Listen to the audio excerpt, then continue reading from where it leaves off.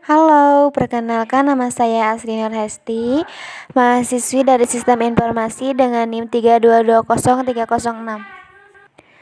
Deadlock adalah sekumpulan proses sedang blockade karena setiap proses sedang menunggu antrian menggunakan resource yang sedang digunakan oleh proses lain. Kondisi yang diperlukan untuk terjadinya deadlocks yang pertama adalah mutual exclusion, serially scrutable resource.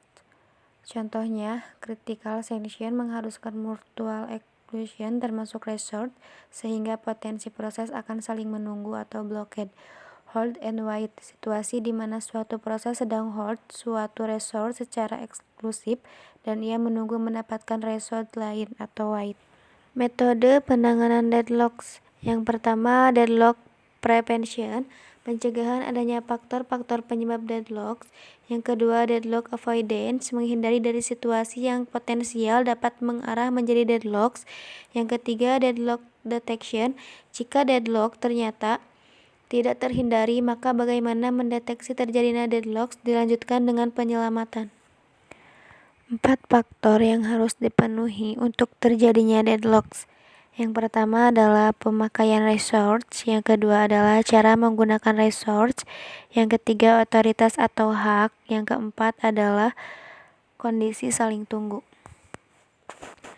Deadlock detection, mencegah dan menghindari dari deadlock sulit dilakukan, kurang efisien dan utilitas sistem sulit diterapkan, tidak praktis, boros resource, mengizinkan sistem untuk masuk ke state deadlocks. Gunakan algoritma deteksi jika terjadi deadlocks. Deteksi melihat apakah penjadwalan pemakaian resource yang tersisa masih memungkinkan berada dalam safe state. Skema recovery untuk mengembalikan ke safe state. Recovery dari deadlocks. Batalkan semua proses deadlock. Batalkan suatu proses pada satu waktu hingga siklus deadlock dapat dihilangkan.